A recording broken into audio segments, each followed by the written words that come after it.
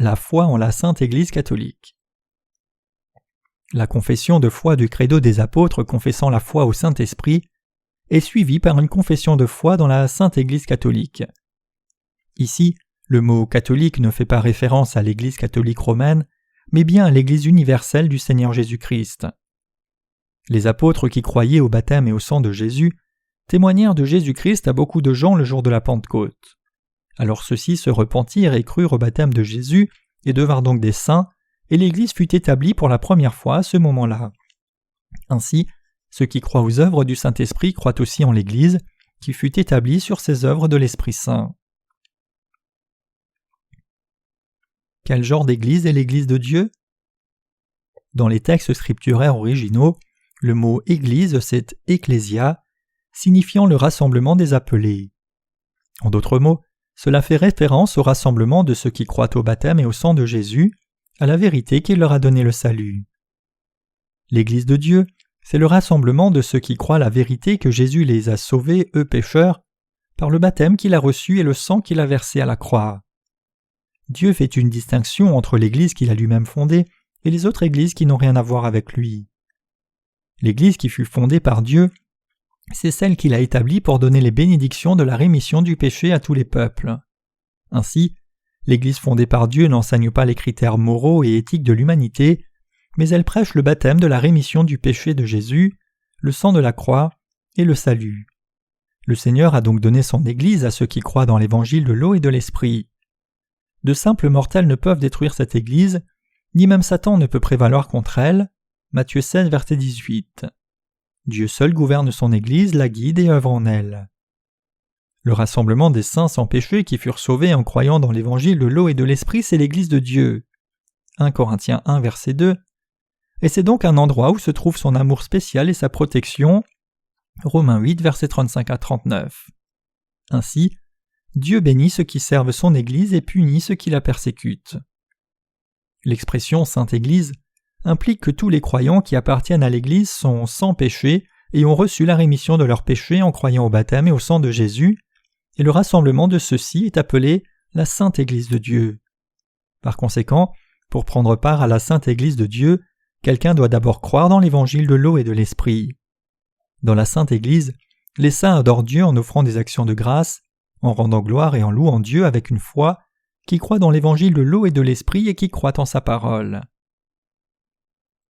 Le sens fondamental de l'adoration que nous donnons à Dieu consiste à l'adorer en croyant dans la parole de l'évangile de vérité qui a sauvé les pécheurs de tous leurs péchés et iniquités.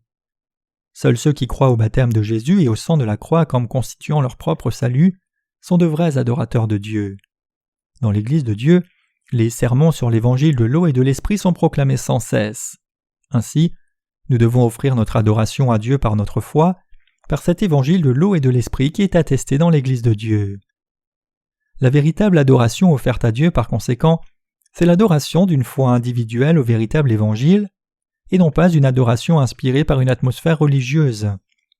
Les vrais adorateurs adorent Dieu en esprit et en vérité. Jean 4, verset 24.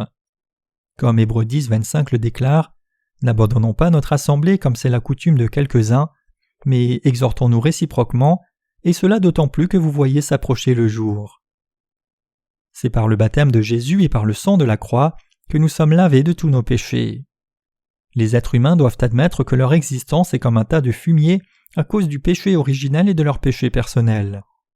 Mais même cette impureté est purifiée lorsqu'elle est recouverte de neige. De façon semblable, lorsque nous croyons au baptême de Jésus et au sang de la croix pour notre salut, nous pouvons devenir purs. Puisque Jésus a déjà expié tous nos péchés par son baptême et son sang à la croix, et puisqu'il nous a justifiés, si nous croyons simplement cela, nous pouvons tous recevoir la rémission des péchés et devenir justes. C'est pourquoi 1 Corinthiens 1 verset 2 déclare « À l'Église de Dieu qui est à Corinthe, à ceux qui ont été sanctifiés en Jésus-Christ, appelés à être saints et à tous ceux qui invoquent en quelque lieu que ce soit le nom de notre Seigneur Jésus-Christ, leur Seigneur et le nôtre. » Nous croyons que nous sommes devenus justes en croyant au baptême de Jésus et au sang de la croix comme rémission de nos péchés, et c'est par cette foi que nous pouvons entrer au ciel. Quiconque croit dans cette vérité peut entrer dans le royaume de Dieu, peu importe qui il est, venant de l'Est ou de l'Ouest, homme ou femme, jeune ou vieux, riche ou pauvre, privilégié ou défavorisé, instruit ou ignorant. Un vendeur de ballons fait flotter des ballons blancs dans les airs. Une fillette noire s'approche de lui et lui demande « Est-ce que les ballons noirs peuvent aussi flotter dans les airs ?» Et le vendeur répond « Bien sûr !» Quiconque croit au véritable évangile de Jésus peut entrer au ciel. Il n'y a aucune différence. Romains 3, 22, Galates 3, 28. Mais devant Dieu, personne ayant du péché dans son cœur ne peut monter au ciel. Même si quelqu'un croit en Jésus d'une certaine façon, s'il a du péché, alors cette personne ne peut simplement pas monter. Cependant, puisque Dieu a déjà pardonné tous les péchés de l'humanité par l'évangile de l'eau et de l'esprit, quiconque connaît et croit en Jésus correctement peut entrer au ciel. Pourquoi ? Parce qu'il n'a plus aucun péché. Quiconque croit au baptême que Jésus a reçu de Jean et au sang versé sur la croix pour le salut de ses péchés peut entrer au ciel par la foi. Lorsque Jésus amène nos âmes au ciel, c'est possible parce que nous n'avons plus du tout de péché. Notre Seigneur est omnipotent. Ainsi, le commencement, le processus et le résultat sont du pareil au même. Nos œuvres sont imparfaites jusqu'au jour où nous entrerons dans son royaume. Mais les œuvres du Seigneur, son baptême et le sang de la croix, sont parfaites à jamais et elles nous sanctifient.